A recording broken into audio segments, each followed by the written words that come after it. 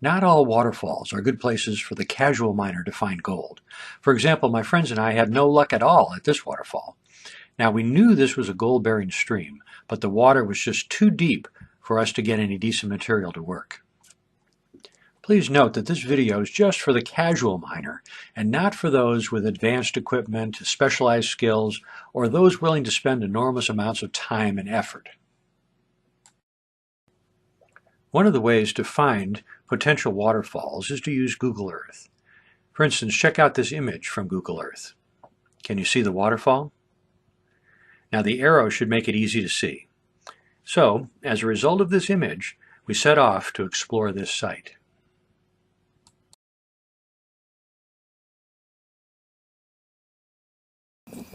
All right, Google Earth helped me hit the jackpot here.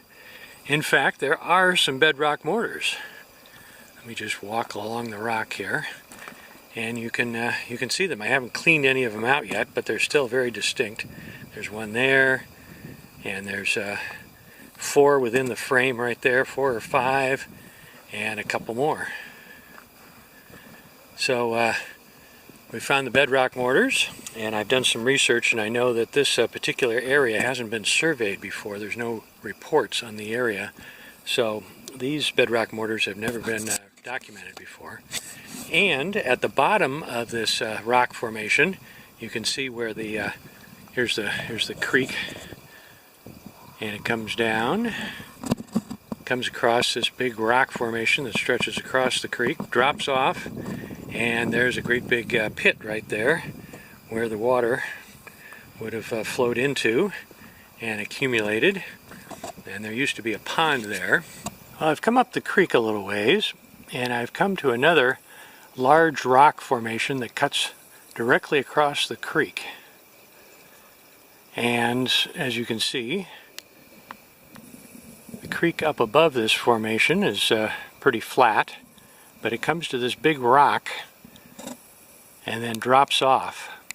And so this would have been another place that would have been great for the water to flow over, drop down, and there's actually still a little bit of water left in the bottom of this one. You can see that that dark area right there. And any heavy materials, or at least some of the heavy materials that came across this rock face, this little waterfall here, at least some of those heavy materials would probably have collected right down at the bottom where that pool of water is right now.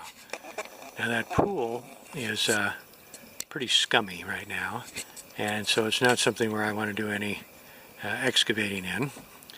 So we've seen a few examples of bad waterfalls. Now let's talk about what makes for a good waterfall for gold. Obviously, it should be in a known area where gold has previously been found. However, if the waterfall is commonly known, others will probably already have gotten most of the gold. So it's important to find a waterfall that is in a remote and/or difficult place to get to. There should be a good depression or catch basin below the waterfall for the gold to be trapped in. Without such a basin, the gold will just be washed downstream. Underneath the catch basin, there should be bedrock so the gold doesn't sink down too far.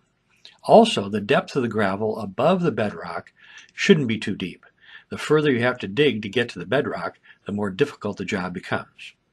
And finally, there should be some flowing water so you aren't working in a stagnant pond. However, there shouldn't be so much water that it's difficult to extract the gravels. This location fits all of the requirements for a good waterfall. When I found this small waterfall, I was actually looking for bedrock mortars, and so unfortunately I didn't have my prospecting equipment with me. The photo was taken in early summer, so the amount of flowing water was much less than earlier in the year. Now this site is remote and very difficult to get to, except during a very brief period of time when the water levels of the reservoir it flows into are just right. So I plan to return at the right time, and hopefully I will be able to show you some gold in a later video.